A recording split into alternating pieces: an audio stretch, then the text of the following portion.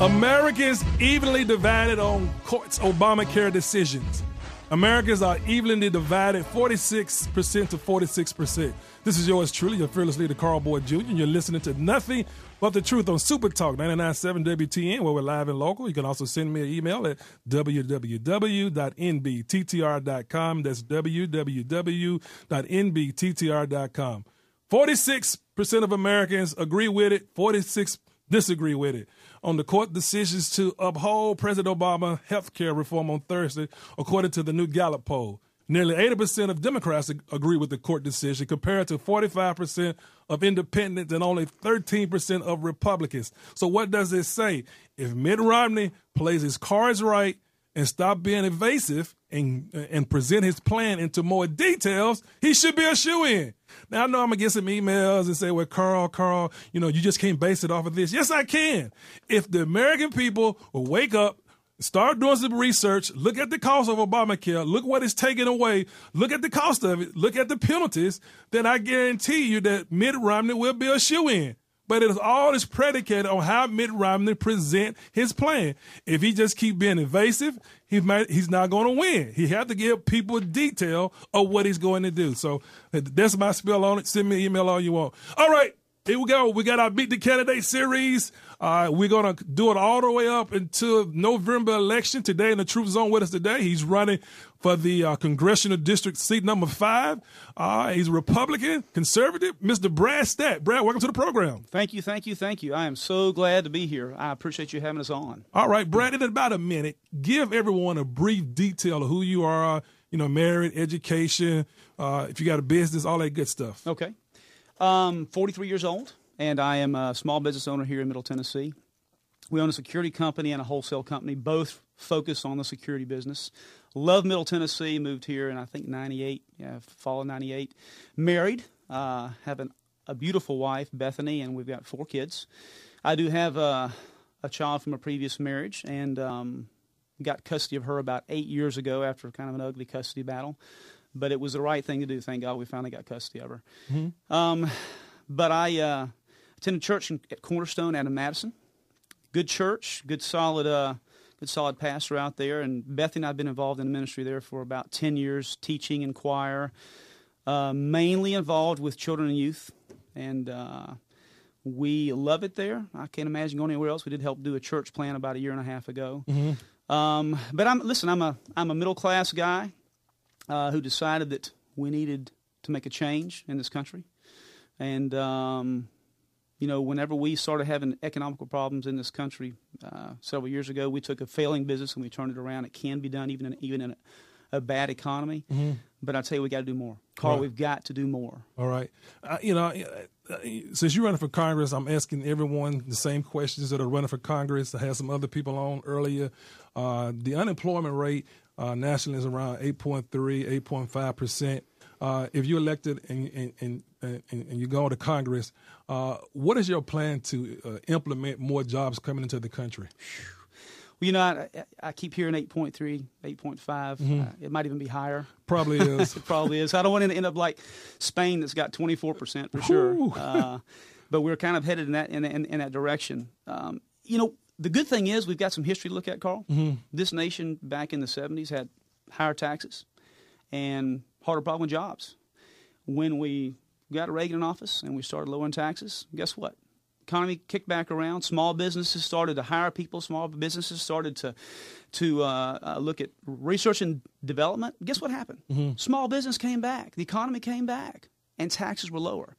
Well, you would think we would learn from that, but the current administration, we saw what happened. They called this Obamacare tax. So We're going to have the highest taxes ever. Mm-hmm. That's really bright. So what we have to do is lower taxes. That's what's going to spur an economy. Right. Now, you just saw the Supreme Court ruling Thursday on Obamacare, which is the highest tax increase in U.S. history. And if you elected to Congress, would you work on repealing Obamacare? Without a doubt, no question.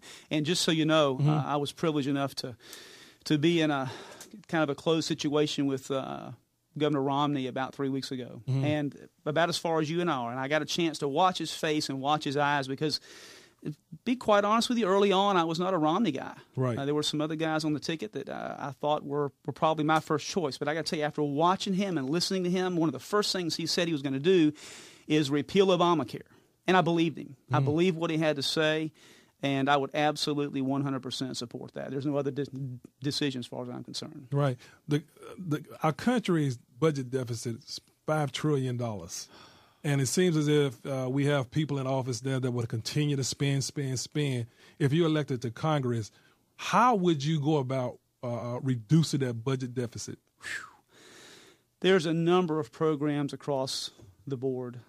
You can sit here and start picking on, if you want to, just regulations, EPA. There's all these things that are they're in the government's back pocket now that absolutely needs to be on a local level. I mean, this country used to revolve around our local schools, our local parents, our local governments making those decisions, what was better for the local economy, the local business. You can't tell me that the same EPA regulations that are out in Seattle, Washington need to apply to us here. It just doesn't make sense. So one thing that's going to reduce a whole lot is government regulations and then handouts. I mean, we start looking at these programs that are endless programs that people have been on for years and years and years, and now we have illegal aliens that are on some of those programs. Right. We're finding out. So there's a lot of places to cut money, cut spending that they say we can't do. We absolutely can. Right. True listeners, you're listening to a candidate for Congressional District 5, Brad Staats. We got to take a quick break. When we come back, we're going to ask Brad about debt government waste. 51% of America is on government assistance, the highest at any time in the history of America. So we're going to ask Brad about that. Also, we're going to talk about illegal immigration, and we're going to talk about sending money overseas, foreign aid, another way that we can reduce money. So keep it right here on Super Talk 99.7 WTN. To talk with Carl, call 615-737-WWTN. That's 615-737-9986. You're listening to Nothing But the Truth with Carl Boyd Jr. on Super Talk 99.7 WTN.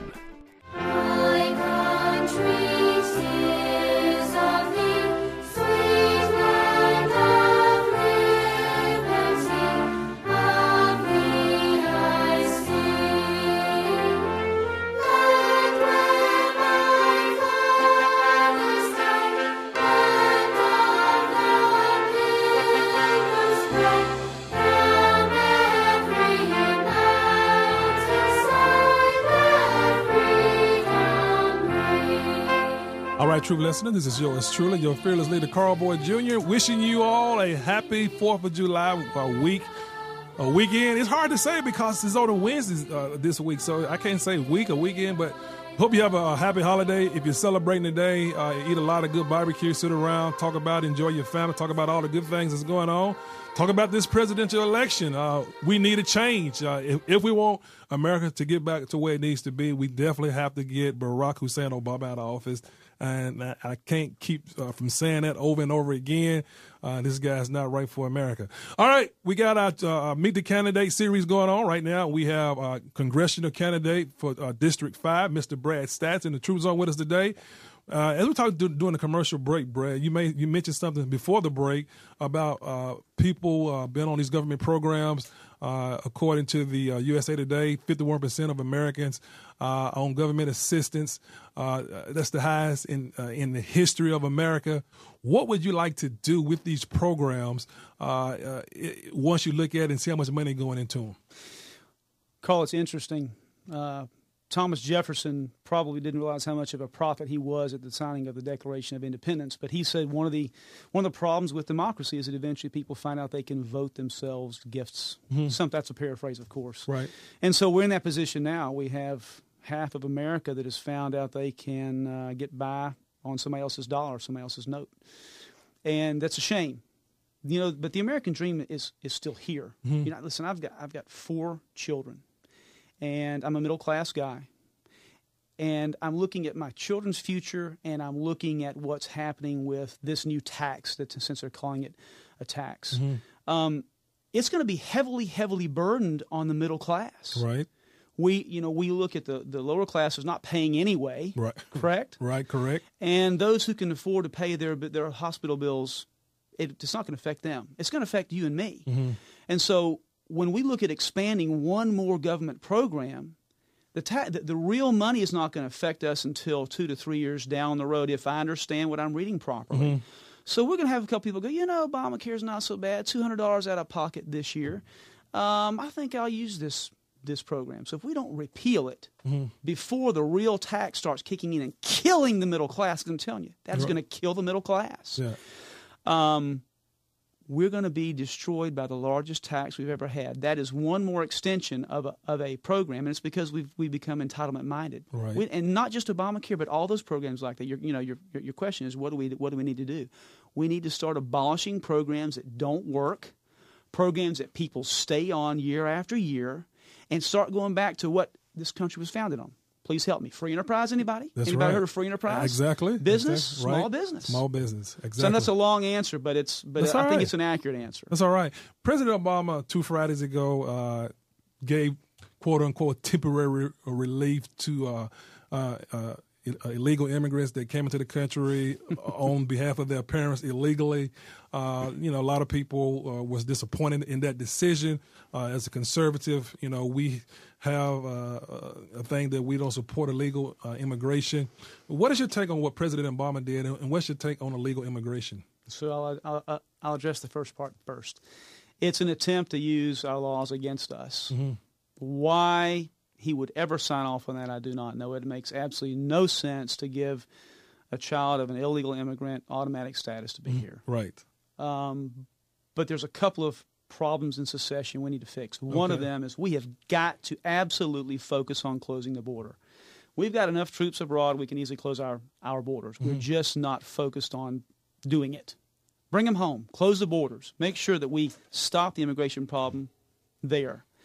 And there's absolutely no way that anybody should agree with amnesty.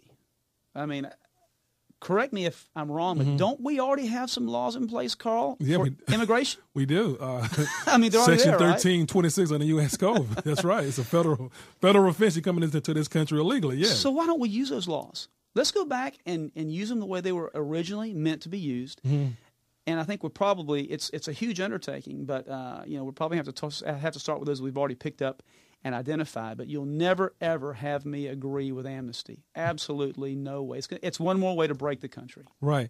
Can the immigration problem be fixed? It has to have a really smart piece of legislation to fix it. We've got some precedents set by the state of Alabama.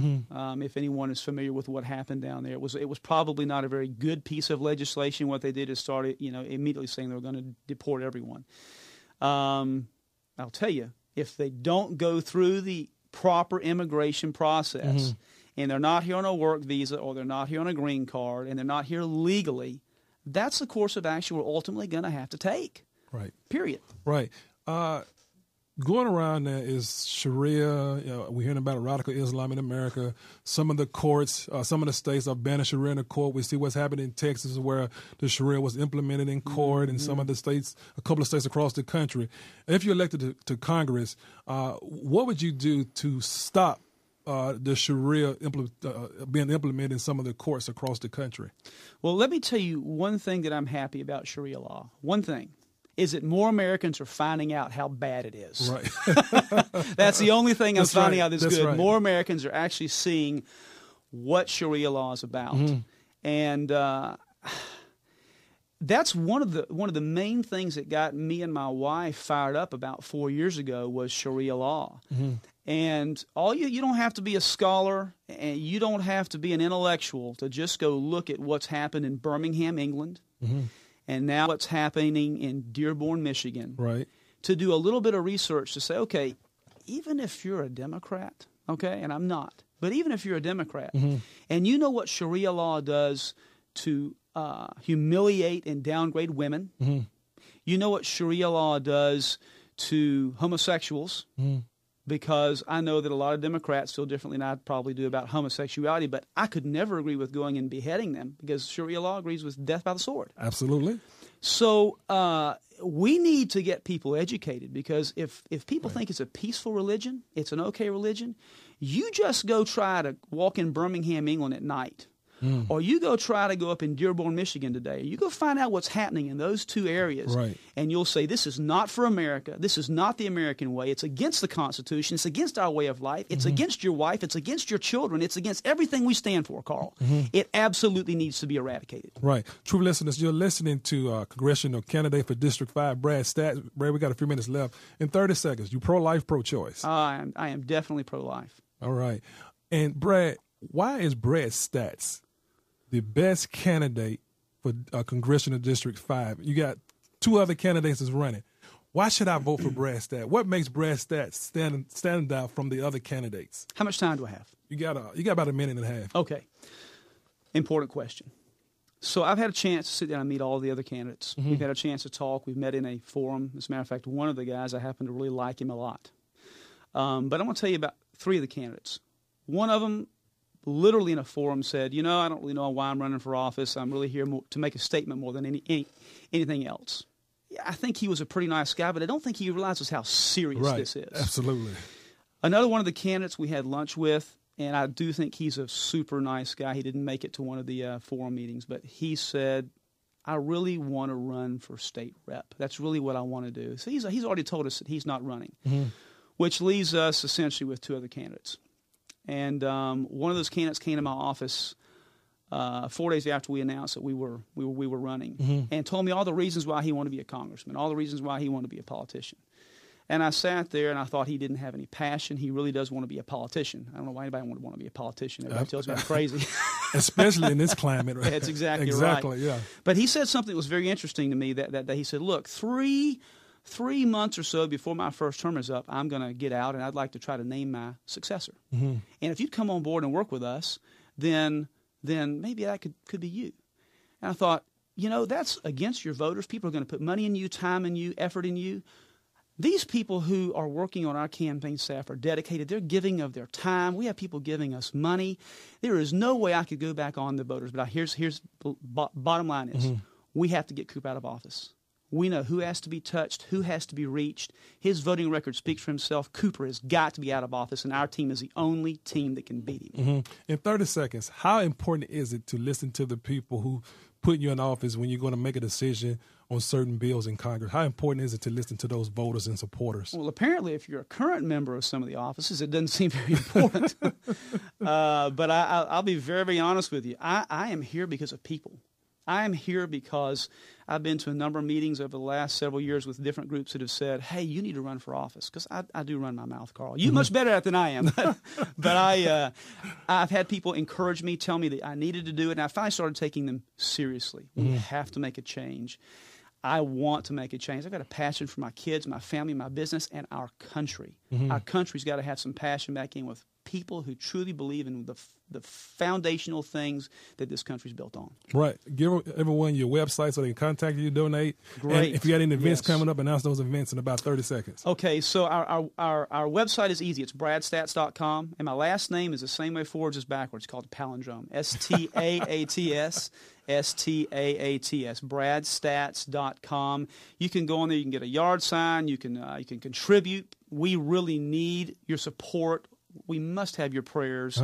And please, August the 2nd, give us your vote. We need your vote to get Jim Cooper out of office. bradstats.com, August the 2nd. You will not be disappointed in this candidate. Now, would you be willing to come back with the other two candidates you're running against for like a round time? Okay, absolutely, absolutely. All right, True listeners, Brad Staats, the candidate for Congressional District 5 in the True Zone today. Give him a shout if you want. He want to hear your vote and all that good stuff. He gave you the website. We're going to try to bring all the candidates back and so they can get a chance to talk to all the people in Nashville. Got to take a quick break. Listen to Super Talk 99.7 WTN.